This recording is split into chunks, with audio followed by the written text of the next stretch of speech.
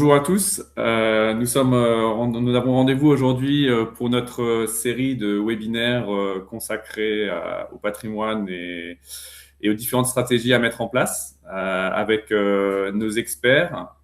Aujourd'hui, nous allons parler de la rémunération du dirigeant, donc comment concilier fiscalité, protection et performance notamment. Pour ça, on a avec nous aujourd'hui deux experts et un client RSM, un de nos premiers experts, Étienne Risser, qui est expert comptable RSM, accompagné de Marc Panier, ainsi que Laurent Witt, notre client à qui je laisse la parole en premier, qui va présenter son entreprise et comment on a pu l'accompagner effectivement dans le choix de sa rémunération et sa petite expérience personnelle et professionnelle. À toi, Laurent. Bonjour. Merci Jean-Rodolphe. Bonjour tout le monde. Je me présente, je suis un des dirigeants de la société Ginesis. Nous sommes une structure d'une vingtaine de personnes avec trois implantations géographiques. Jean-Rodolphe m'a demandé de participer à ce webinaire parce que je pense qu'on est un peu un cas d'école, dans le sens où aujourd'hui, j'ai commencé mon introduction en disant que j'étais un des dirigeants, puisque nous sommes actuellement trois dirigeants à part égale, et que j'ai déjà dans ma carrière eu l'occasion de créer une première structure que j'ai revendue à un grand groupe et avec un accompagnement très différent de celui que j'ai aujourd'hui avec RSM. Dans cette première structure, en fait, c'était une société anonyme dont j'étais le PDG, avec une détention des titres en direct en personne physique, et du coup une fiscalité qui était absolument pas optimisée. Et malheureusement, je l'ai découvert au pire moment, c'est au moment de la cession, quand j'ai revendu cette société à un plus grand groupe. Donc d'un acte, on va dire, très heureux, je suis passé sur quelque chose d'un peu moins sympathique, on va dire, une fois toute la fiscalité appliquée. Sur Genesis, on est dans une logique un peu différente, puisque en étant trois dirigeants, déjà, ça oblige, on va dire, à une certaine gouvernance sur laquelle, effectivement, RSM nous accompagne depuis maintenant de nombreuses années. Et ça nous a permis de gérer, on va dire, des différences, on va dire, de priorités ou d'objectifs pour les trois dirigeants, en termes de fiscalité, en termes d'optimisation, en termes de patrimoine, en termes de beaucoup de choses. Je tiens d'ailleurs à préciser qu'un des dirigeants s'est récemment installé à l'étranger, et la structuration qu'a proposée RSM nous a justement permis de franchir ce cap sans problème particulier. Ça a été complètement fluide et sans impact ni dans la gouvernance, ni dans la fiscalité, ni quoi que ce soit pour la société. Ça a été un non-problème, on va dire. Voilà, donc aujourd'hui, effectivement, Genesis, c'est une SAS. Les dirigeants disposent chacun d'une holding et donc disposent d'une liberté d'action totale en termes de retraite, de fiscalité et autres, puisque c'est de la facturation de management fees à la société d'exploitation. Et chaque dirigeant, après, est accompagné individuellement par RSM pour, aboutir son projet personnel et aboutir sa vision de sa retraite, de son patrimoine, et ainsi de suite. Je précise juste au passage, parce que c'est vrai que je suis parti très vite dans la présentation de la structure. Donc Genesis, juste en deux mots, on est des spécialistes de la data, du développement d'applications de gestion et de l'IA, on va dire réelle, pas de l'IA un peu tarte à la crème qu'on entend un peu partout, donc de l'IA qui est réellement déployée chez des clients sur des vrais sujets pratiques. Voilà, donc avec une forte présence à l'international. Et donc cette structuration qu'on a aujourd'hui nous permet effectivement de continuer et poursuivre sereinement notre développement et d'avoir effectivement toute souplesse dans l'organisation de la société. Super, merci beaucoup Laurent pour ce témoignage. Peut-être que tu auras des questions encore à la fin suite à au webinaire. Avec plaisir. Surtout, n'hésite pas. Voilà. On va continuer avec Étienne et Marc. Du coup, je vais laisser la parole aux deux experts qui vont nous faire un petit panorama d'abord sur les différents statuts possibles en fait du dirigeant. À vous. Merci Jean-Rodolphe et puis merci Laurent pour cette introduction. Je pense qu'on peut aussi renouveler nos vœux pour la nouvelle année. Et donc, comme on a pu le comprendre au travers de l'intervention de Laurent, effectivement, le choix de la rémunération, du mode de rémunération du dirigeant est un choix stratégique pour lui, puisque tout au long de sa vie d'entrepreneur, le dirigeant cherche souvent à optimiser ses coûts de production et souvent la rémunération en fait aussi partie. Et on va chercher effectivement à savoir comment on peut maximiser effectivement son revenu disponible. Donc pour maximiser son revenu disponible, le premier choix ou premier arbitrage que les dirigeants vont être amenés à faire, c'est quel statut social choisir, plutôt salarié, plutôt TNS. Donc dans ce choix-là, en fait, on va chercher à optimiser effectivement le coût global, mais tout en ne dégradant pas trop sa protection sociale. Donc ici, on a un petit tableau qui nous permet de comparer effectivement ces deux statuts. On se rend compte effectivement rapidement que l'avantage en termes de coût tourne plutôt en faveur du régime TNS, puisqu'on a moins de cotisations sociales, moins de charges sociales sur le régime TNS qui concerne les gérants du coup de SARL, comparé du coup à 6 000 salariés qui est plutôt le président de SAS. En termes de protection sociale, du coup, l'avantage là est plutôt au niveau du dirigeant de SAS, puisque la protection est meilleure que sur le régime TNS. Donc on le verra plus tard aussi, on peut rattraper ces décalages par la mise en place de contrats dits facultatifs et optionnels. Ensuite, pour le niveau en termes de retraite, on a un léger avantage pour le régime salarié, mais là, encore une fois, on pourra le gommer par des contrats complémentaires. Dans les deux cas de figure, on n'aura pas d'assurance chômage, on ne bénéficiera pas du chômage après l'arrêt d'activité. Donc là, on a un match nul entre les deux statuts. Et ensuite, on va avoir tout ce qui est prévoyance. Donc là aussi, dans les deux cas de figure, nos conseils, c'est souvent de venir compléter en fait l'existant. Donc si on doit faire une petite conclusion sur on va dire ce premier choix dans le statut social, chaque dirigeant arbitrera vers une optimisation du coût sans pour autant effectivement dégrader sa protection sociale. Mais le choix aussi découlera de ce choix découlera toute la stratégie ensuite qu'on va mettre en place, comme j'ai pu le mentionner. Sachant qu'il faut préciser alors c'est pas tout noir ou tout blanc entre assimilé salarié et TNS. C'est un choix qui se réfléchit, qui se travaille, on va dire. Et encore une fois, ce choix, comme l'a indiqué Laurent, on peut très bien commencer par un statut qui peut être par exemple qui pourrait être celui de TNS et basculer ensuite plus tard sur transformer sa société de SARL en SAS pour justement optimiser en fin de carrière son revenu disponible. Ouais. Pardon. Vas-y, je t'en prie. Le deuxième arbitrage, souvent qu'on va être amené à décider avec les dirigeants, c'est est-ce que je prends plutôt du salaire ou plutôt du dividende. Donc là, si les éléments qui vont orienter le choix, ils vont être aussi, il va y en avoir plusieurs. Donc le premier, ça va être souvent le coût. Effectivement, quand on compare salaire et dividende, l'avantage tourne souvent à l'avantage du dividende, puisqu'effectivement, mis à part l'imposition, soit de la flat tax ou du barème progressif, on n'aura pas de cotisation sociale. Dans la situation où on est président de SAS, bien évidemment.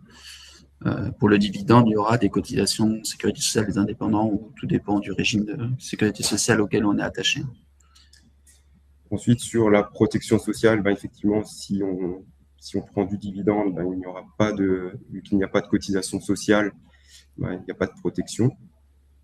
Sur les éléments de retraite, sur la rémunération, on va cotiser pour la retraite. Sur les dividendes, même si dans certains cas de figure, on peut être amené à cotiser pour la retraite, les cotisations, on ne valide pas de trimestre. Donc là, il faut faire attention à cet élément-là. Pour la fiscalité personnelle, je l'ai évoqué tout à l'heure, on aura soit le PFU ou le barème progressif. Donc, souvent avantage ici aux dividendes, en termes de fiscalité. Et ce qu'il ne faut pas oublier non plus, c'est effectivement les éléments de temporalité par rapport entre le versement d'un salaire qu'on va pouvoir se verser tout au long de l'année et qui va être une charge déductible du résultat fiscal de l'entreprise, comparé au dividende qui, lui, effectivement, il va y avoir une nécessité de réaliser du résultat et on va pouvoir se distribuer ce résultat uniquement après approbation des comptes. Alors, ce qu'il faut retenir surtout entre salaire et dividende, c'est que l'arbitrage, il n'est pas que fiscal, il est aussi social et il peut être aussi patrimonial. Entendu par là que au niveau de je prends le cas de la fiscalité personnelle, alors oui, le PFU, c'est 30%, le barème progressif, il démarre à 0, il va jusqu'à 45%. Donc en fait, tout dépend vraiment de la situation personnelle de chaque dirigeant. C'est pour ça qu'il y a un arbitrage qui est nécessaire et il dépend beaucoup de la situation personnelle. Alors, pas que du dirigeant, il dépend aussi de la situation de la société, puisque pour le dividende, on l'a rappelé, il faut du résultat. S'il n'y a pas de résultat, le schéma dividende il va être difficilement envisageable. Et enfin, ça dépend aussi au niveau social.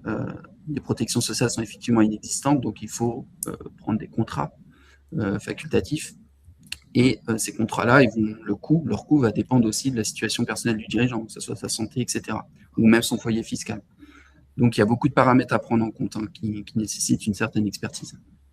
Et du coup, là, encore une fois, comme le rappelait Marc, rien n'est figé dans le temps et tout peut évoluer en fonction, effectivement, de l'évolution de sa situation personnelle, de l'évolution de sa société et l'évolution dans le temps. On souhaitait aussi parler d'autres leviers qui permettaient d'optimiser la rémunération du dirigeant. Donc là, ces leviers peuvent être soit juridiques, fiscaux, sociaux ou même constitution d'une épargne. Je pense que Marc, tu peux nous présenter quelques exemples. Alors, pour les leviers juridiques et fiscaux, optimiser sa rémunération, c'est pas forcément se verser plus. C'est pas plus de salaire ou plus de dividendes. Ça peut être aussi ne pas se distribuer des ressources. Les ressources, on peut très bien constituer une holding, faire un apport de titres, mettre la plus-value d'apport en report et bénéficier d'un régime Murphy pour remonter des dividendes dans la holding patrimoniale. Ensuite, libre aux dirigeants de se distribuer ces dividendes qui sont remontés en exonération ou de les réinvestir. Donc ça, c'est une partie de rémunération, c'est une partie d'optimisation qui est plutôt juridique et fiscale. Sur les leviers juridiques et fiscaux, ce sont les accords d'entreprise, ça peut être aussi les plans d'épargne entreprise collectifs, etc. Et les leviers d'épargne, l'investissement immobilier peut être utile, mais alors là, tout dépend aussi de la situation personnelle du dirigeant. À retenir quand même que pour les investissements immobiliers, donc ça peut être l'achat, l'acquisition immobilière, puis la location, sachant que la fiscalité des revenus fonciers est plus ou moins importante selon le taux marginal d'imposition du dirigeant. Investissement financier, déplacement, capitalisation, etc. L'épargne retraite complémentaire, donc ça c'est pour l'épargne retraite, qui peut avoir une certaine importance. Voilà les axes en fait. Donc c'est soit investir, soit se verser plus, soit ne pas se verser, mais garder le résultat ou au moins la ressource créée au sein des sociétés du dirigeant. Pour conclure cette petite partie, on va dire un peu plus de présentation, un peu plus théorique. On aurait souhaité effectivement vous présenter ce schéma qui a beaucoup de sens pour nous. Parce qu'on va dire au démarrage, en fait, l'objectif premier du dirigeant, bah, ça va être de se verser une rémunération pour payer sa protection sociale minimum. Et l'objectif, en fait, au fur et à mesure où sa rémunération va évoluer, bah, on va commencer à assurer sa protection sociale, à renforcer sa protection sociale, à préparer sa retraite. Et une fois qu'on atteindra un niveau de rémunération qui sera celui du plafond de la sécurité sociale, c'est là qu'il va falloir commencer à arbitrer. Et c'est là que nous conseille effectivement de faire un petit audit et faire un état des lieux.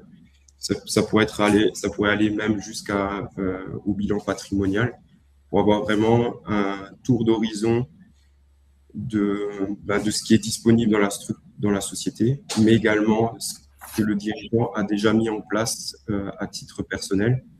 Et c'est une combinaison des deux qui permettra effectivement d'orienter ensuite les choix et les propositions qu'on pourra mener.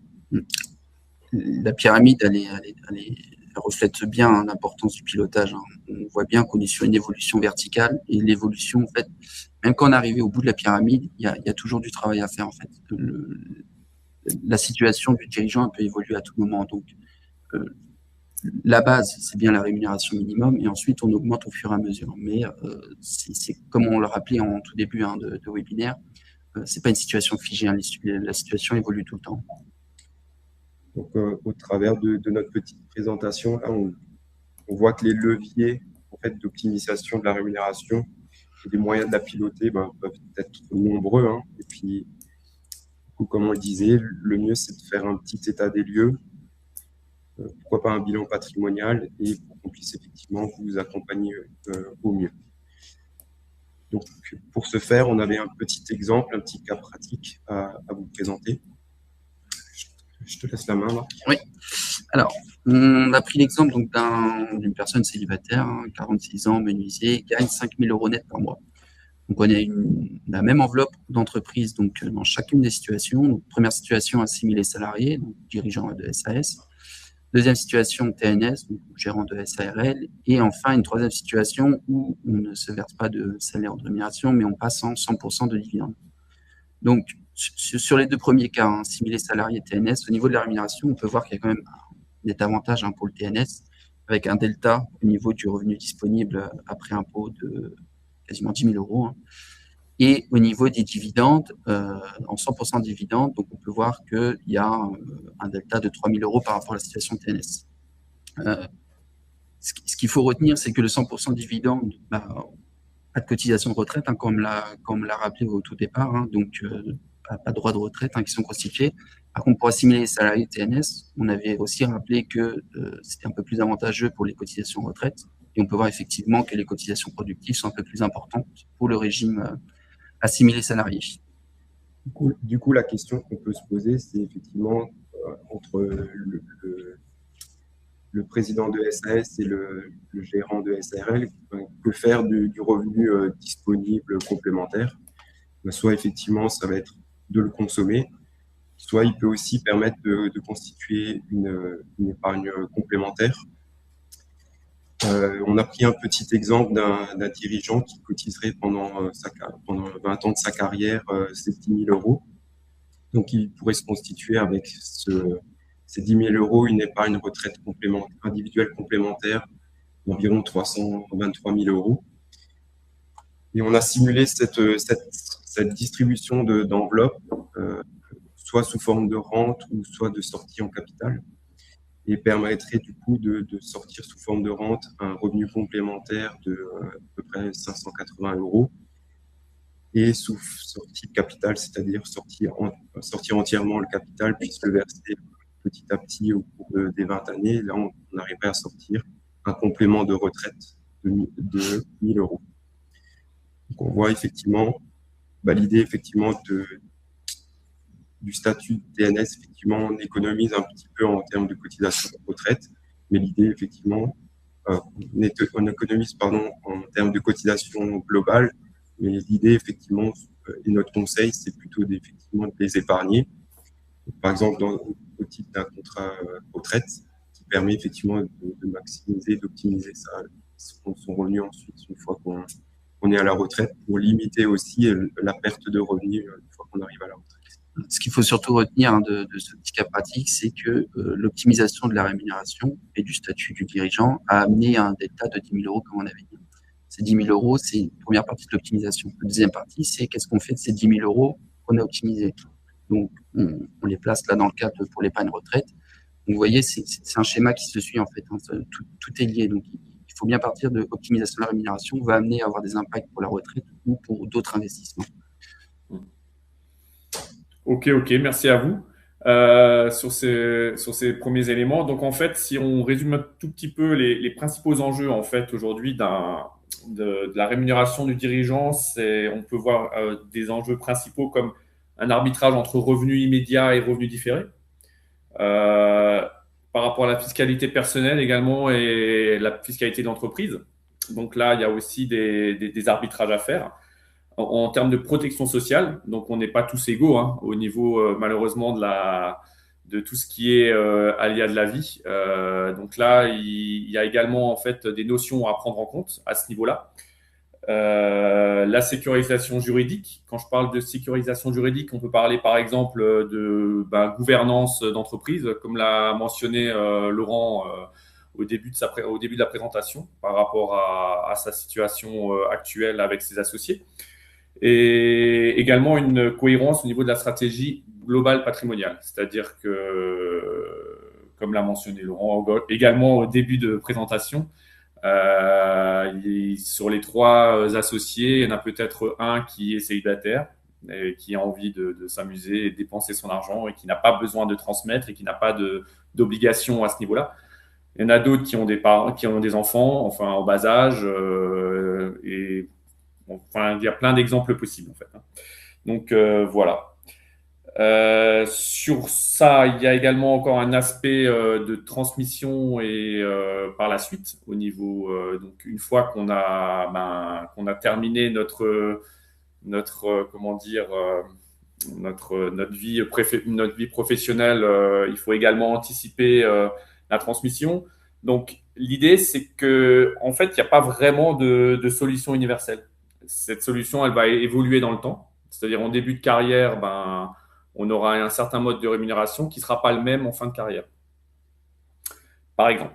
Donc voilà. Je ne sais pas si quelqu'un a encore un petit mot à dire par rapport à ces éléments-là, ou peut-être un exemple, ou on a encore un peu de temps. Donc je peux vous proposer soit qu'on commence à répondre aux différentes questions. Je vais voir ce qu'on a dans le chat. Alors, qu'est-ce que j'ai comme question ? Votre avis sur les présidents de SAS possédant plus de 50% du capital et qui souhaiteraient être salariés. D'Antoine. Donc, Marc, Étienne, qu'est-ce que vous en pensez ? Ça aurait été bien si on avait pu avoir peut-être plus de précision sur la question. Sur la question. Après, si, en tout cas, un président de SAS qui détiendrait plus de 50% du capital, s'il souhaite se rémunérer, il va forcément être assimilé salarié et du coup recevoir effectivement, être rémunéré au travers d'une fiche de paye. Après, je ne sais pas si la question c'était est-ce que le fait d'être président de SAS, est-ce qu'on peut avoir un contrat de travail en parallèle de cette rémunération en tant que dirigeant. Donc, la réponse est oui, on va dire. Et du coup, on distinguera du coup les fonctions de dirigeant de celles de fonctions techniques. Donc, fonctions techniques qui seraient présentes effectivement au travers d'un contrat de travail. Après, encore une fois, là, sur les éléments de coût, on resterait effectivement sur les mêmes éléments, puisque il n'y a pas je pense notamment aux cotisations de retraite, vu qu'il n'y a pas de lien de subordination, il n'y aurait forcément pas de cotisation chômage. Ok. Une autre question, y a-t-il une limite maximum pour verser des dividendes? Alors, la seule limite, c'est le résultat que produit la société, déjà. La deuxième limite, elle va être plus fiscale, on va dire. Alors, effectivement, le taux fixe pour les dividendes, la flat tax, c'est 30%, bon, 31,4 maintenant avec la loi de financement de sécurité sociale. Mais se verser trop de dividendes, ça génère du revenu fiscal de référence. Et le revenu fiscal de référence, quand il est trop élevé, il génère, on appelle ça la CDHR ou la CEHR, les deux, contribution exceptionnelle sur les revenus et contribution différentielle sur les revenus, qui sont des taxes supplémentaires et qui se basent sur le revenu fiscal de référence. Donc un surplus de dividendes ou un trop de dividendes peut entraîner une fiscalité particulière. Mais sinon, il n'y a pas de limite. La seule limite, c'est le résultat de la société qui est distribuable. Sachant que les seuils de contribution sur les hauts revenus là, démarrent pour un individu seul à 250 000 euros et 500 000 euros pour un couple. Exactement. Donc, ça laisse déjà aussi le temps de voir venir. Voilà. Donc, à savoir aussi qu'un dirigeant qui ne se rémunérerait que par du dividende, il y aurait aussi une question de sa protection sociale minimum, où il y a effectivement une cotisation quand même minimum à payer à l'URSSAF pour Oui. ces cas de figure. Et autre risque aussi de se rémunérer qu'en dividende en n'ayant aucun revenu à côté, c'est la taxe PUMA, taxe sociale, qui peut être assez importante. Et donc voilà, plusieurs points d'attention. Le 100% de dividende n'a pas toujours que du bon, effectivement. Oui. Alors... Je ne sais pas si tu as d'autres questions, Jean-Rodolphe ou... Non, il y a Olivier B, effectivement, qui posait la question si dans le comparatif, on avait tenu compte de la taxe PUMA, en fait, potentielle en cas de choix de 100% de dividende. Alors, dedans, il n'y avait pas la notion de taxe PUMA, effectivement, dans la comparaison. C'est ça. Alors, comment l'administration fiscale apprécie-t-elle l'occupation personnelle d'un bien détenu par une société? Avantages en nature, abus de droit, etc. Alors, ça, c'est une question... c'est une bonne question, mais Oui. c'est assez relatif, en fait. Oui. Après, je pense que le conseil qu'on peut donner, c'est de verser un loyer de marché. Exactement. De constater un loyer de marché, justement, pour ne pas éluder, effectivement, on va dire, le revenu et du coup la fiscalité que générait ce revenu, et pour ne pas se trouver justement dans une situation d'abus de bien social. Sachant que je pense dans la question, on parle de l'occupation, de la mise à disposition d'un bien auprès d'un dirigeant de la société. Par rapport à ces investissements immobiliers, effectivement, on avait à un moment parlé d'optimisation de rémunération. On peut tenir en termes d'exemple, ce qu'on pourrait dire, c'est qu'effectivement, aujourd'hui, une fois que vous avez monté votre société, que vous avez commencé à optimiser plusieurs leviers, nous, ce qu'on préconise, par exemple, c'est d'acquérir ces locaux professionnels également. Ça permet d'optimiser la rémunération avec des fiscalités qui sont beaucoup plus raisonnables, en fait. Mais ça sera un revenu différé. C'est-à-dire qu'effectivement, là, ça sera quelque chose par la suite, quoi. Je viens d'y repenser. Voilà. En fait, il y a plusieurs points de vigilance quand même et des erreurs fréquentes qu'on peut voir dans les optimisations de rémunération. C'est surtout la suroptimisation fiscale à court terme. C'est-à-dire que parfois, on peut se dire effectivement, c'est top les dividendes, mais derrière, ça peut être compliqué. L'oubli de la protection sociale, ça c'est aussi parfois, on rencontre certaines personnes qui, en fait, quand tout va bien, tout va bien. Par contre, quand tout va bien, vous êtes toujours bien accompagné, et quand tout va mal, il n'y a plus personne qui est là, en fait. Donc, l'idée, c'est de se protéger en amont et d'anticiper tous les éléments qui peuvent arriver, quoi. Donc, ça, c'est une des erreurs à ne pas faire également. Et donc, avoir une absence de vision à long terme et de prendre des décisions en se disant tiens, cette solution marche pour mon copain qui m'a dit tiens, moi je fais comme ça, tu devrais faire pareil. C'est pas forcément le cas, en fait. L'idée, c'est quand même d'avoir toujours une vision globale, d'être accompagné de plusieurs acteurs, en fait. Aujourd'hui, nous, au sein du RSM, il n'y a pas que des experts comptables. Il y a également, moi je suis conseil en gestion de patrimoine par exemple. On a des avocats, on travaille en collaboration avec des notaires, des juristes, des fiscalistes. Donc il y a vraiment cette approche pluridisciplinaire qui est vraiment très importante à prendre en compte. Et voilà, sinon le message clé, c'est que c'est l'importance d'anticiper, la nécessité d'avoir un pilotage régulier. Et voilà. Dites-moi si vous voulez conclure encore, Étienne, Marc, Laurent. Non, c'est très bien comme ça. Tant que la vision est globale sur l'optimisation de la rémunération, en fait, il faut pas retenir juste un gain. Ça va plus loin que le gain immédiat, en fait. Hein. Le gain, il doit être sur le long terme. Et il est aussi sur la préparation de la transmission de la succession. C'est peut-être là-dessus que moi j'aurais effectivement ajouté encore un point. Ça a été dit, mais je veux bien le souligner, c'est quelque chose de dynamique. Il y a rien n'est figé. Ce qui est vrai aujourd'hui peut être faux demain.